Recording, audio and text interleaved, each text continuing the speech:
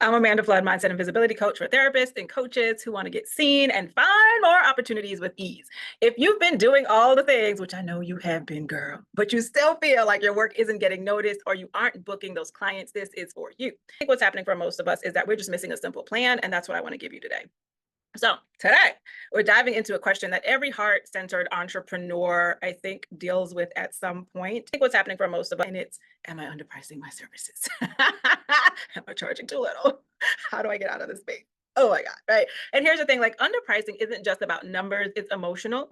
It can literally change how you feel about your business and your energy and even your calling. So in this video, I'm going to break down three subtle things or three subtle signs that you're underpricing your services and the ripple effect it has on your business. It can, and how to start shifting your mindset around pricing. Plus, I'll share some real life examples just for my own business and some of the things that I'm working on, right? And kind of walk you that a little bit too, because I've had the same exact dilemma, right? So here we go. Why this conversation and why it matters. So, many of us, especially as therapists, coaches, and heart-centered folks, like we're taught to give, to serve, to give, and repeat. And we come into this work because we do care deeply about our clients and the work that we do, right? And we actually do want to give and we do want to serve. But when we underprice, we create this imbalance in our relationship to the work. We overextend ourselves, we start to feel resentful, frustrated, overwhelmed, and we kind of risk turning the thing that we were called to do into something that feels more like a burden instead of like the blessing and the joy that it should be. And I don't want that for you. And if you don't want it for yourself, you should subscribe to this channel so you can keep learning about that. And I don't know about you, but when I stepped into this work, I came into it for lots of different reasons. Some of it was accidental, but I definitely don't want to be resentful of it, right? I stepped into it because I wanted to help and because I know I have a skill set that changes lives. And that's the same for you. So let me give you a quick example. I was thinking about a new service that I wanted to offer, right? And I wanted to create something to help other clinicians, other coaches, other similar entrepreneurs just getting out of their heads, because I do a lot of that work, and actually start taking action with a little bit more support, right? And I put some things together, and in my head, I was like, all right, I think I know where I want to price this. I want to price this at 250. And it felt aligned with the value that I knew that I could bring to the table with all the things that was coming with it. But can I tell you, I caught myself thinking, well, maybe it's too much and I should do it for $100 instead. Like that came in almost automatically. And that kicked in like this whole back and forth for me in my head. But therapist me knows it wasn't about my skill or the value of the offer that was creating this noise. That $100 was a reflection of my own doubt. And it was about me still thinking about the people who can't afford me instead of focusing on the people who can and will. So I had to really put my coaching hat back on and remind myself that, girl, you don't have to discount your value to validate your fears, because that's what was really happening. Like my fear was showing up and was showing up very, very loud in the room. Okay. And I want you to know something. It is okay to want to do something, and it is okay to not be sure about it and to kind of pivot a little bit, but I just don't want you to stay in that pivot space, right? It's okay price wise to come down a little bit, but to maybe test that price point, right? So do it intentionally. Whatever shifts you do in your business and in your life where you have to kind of minimize yourself, your process, your gifts, your abilities, your values, it should be done with intention, not out of fear. And I definitely don't want you to stay there. I don't want you to live there, right? So, for example, instead of dropping everything down to 100, I'm going to do it, but just for a few slots, right? I'll do it just for a few people so I can kind of validate my idea, because it's really about testing the idea. And then what that's going to do for me is it's going to give me feedback. It's going to give me a couple of wins for the folks who say like yes and understand like, ooh, child, this is phenomenal for this rate, and who jump on it, right? And what that does for me is it does something to the fear that popped up. It lets it know, it gives it evidence that, girl, like, no, that's not it, right? You are more than that. Right? So I want you to realize that sometimes when we go back instead of forward, it reinforces the doubts and beliefs for us. Like you are worth more, but your actions have to align with that. And that's not about other people, because other people are going to respond to you and what you put out into the world. Okay. And what I will not do is undervalue myself in the long run. All right. So now how do we know that we're underpricing and essentially undervaluing ourselves? Well, we could talk about that in some of the ways that you can look out for it, because I want you to know it, right? I want you to kind of check yourself a little bit. And the first place I would say to look at is, how do you feel about the thing? Like, do you feel resentful after sessions, or maybe like going into it? Does it create this kind of feeling like, I don't even want to do this work? I don't even want to do all of this. I don't even want to talk to this person. If you're not excited to work with that person or to do the project or complete whatever the task is, or you leave drained or thinking like this isn't worth my energy or my time, that's your body telling you that the exchange is off balance. And that's probably one of the ways to know that what you're doing is not in alignment with who you are and what you want. Another thing you could look at is maybe your schedule. Like, are you overbooked but still broke? Is your calendar packed, girl, but your bank account doesn't reflect the work that you're putting in? Right? I was doing the math with one of my contractors, right? And for those of you in group private practice, you know what I'm talking about.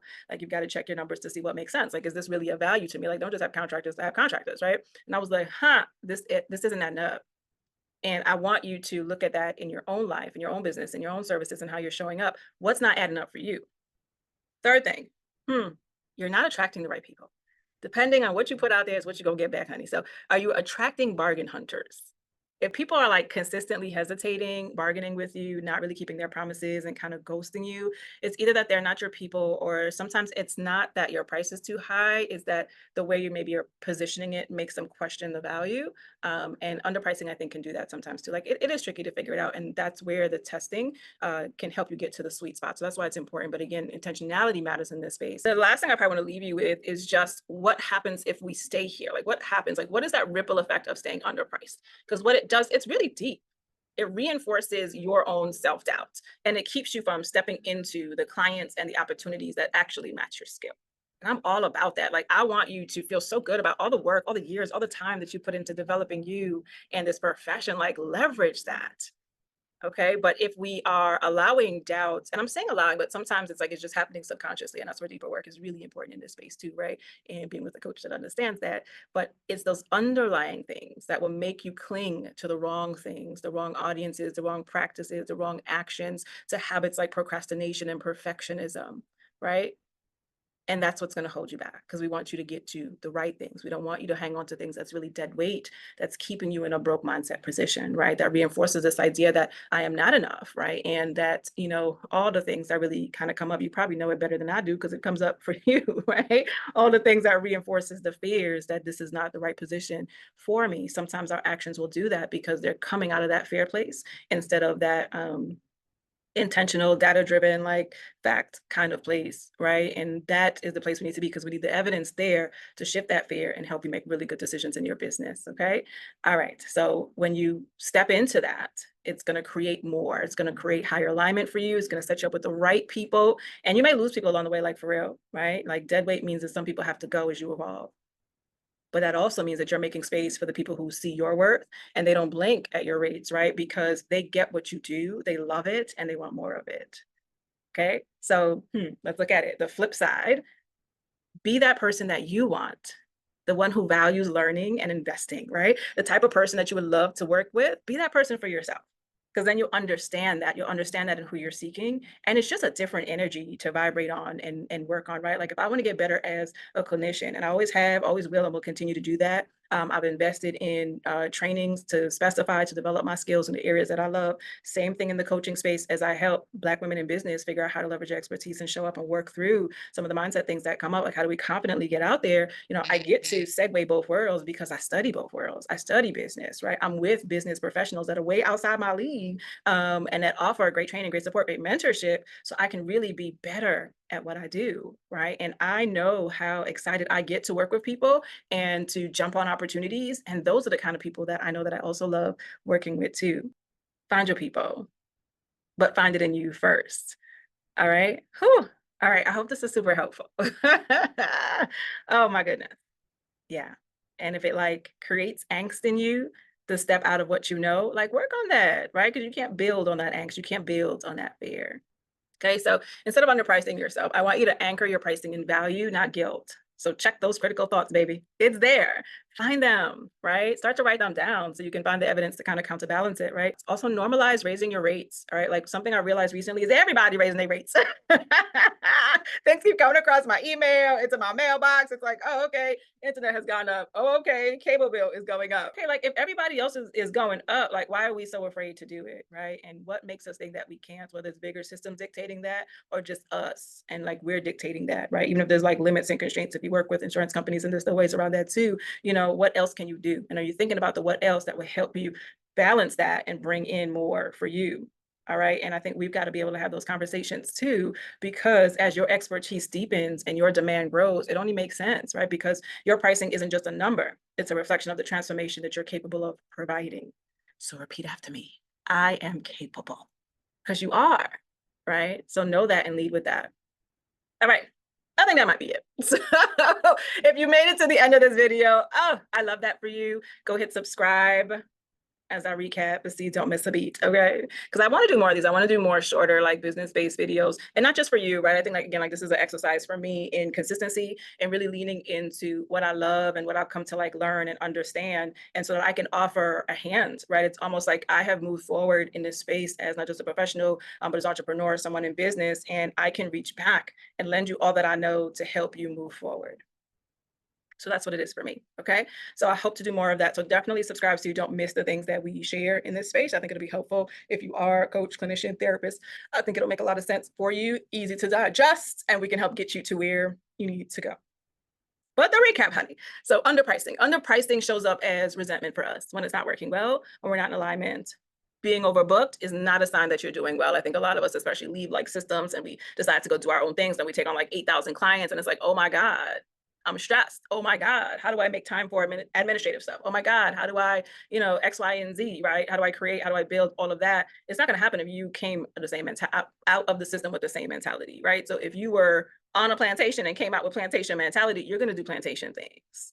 So you can be overbooked, but still broke, still not happy and excited about the work, still not be in alignment fully with your purpose, right? And consistently attracting the people that bring that heaviness to your work, right? The bargain hunters, the freebie people, the people that are just not with it, okay? And I think some of that is also a reflection of your fears. That's what we talked about today, okay? And that's where the mindset work comes in, dealing with the fears, okay? So the habits that come out of the fears, it reinforces doubt. But when you shift your pricing, you open the door to align clients who see your value right away. Their high level energy is excellent evidence for your system that it's okay for you to operate at that next level that you know that you're capable of. And we all need that evidence. Okay. So now I would love to hear from you. Are you underpricing yourself? I want you to think about it. Be honest about it. Tell me about it in the comments, okay? Or if you don't want to go there, just tell me what was helpful about today's conversation. Let me know that too. Tell me what came up for you. Tell me what stood out to you. And again, stay tuned, honey, because this is just the beginning. Even though I've got many other things out there too. So I won't say it's the beginning, it's a continuation. I'm not going to devalue myself because I know that I have been trying my best to figure it out and put it out there and build and grow. And that's what I'm going to continue to do for you, with you, for myself too. And in our next episode, we're going to share more about even this new offer that I talked about that like shifted things for me too. Okay. I've been building to help clinicians and coaches stop overthinking and show up more. And I've got to be an example of that too, right? Because I know and understand that the world needs your gifts and expertise. I know and understand that we have been taught to kind of hold back and be humble, but there's space for us too, because if these rejects out here could do it, honey, and get far, we just have to understand it, okay? So that we can do the same. And I know that we can get you there. And I want that so bad for you. So make sure and subscribe so you don't miss a beat, honey. And remember that you deserve to be paid in alignment with what you offer, with that change, with that growth, with that transformation that you provide. All right, y'all. So good hanging out. And I will see you soon. Take care.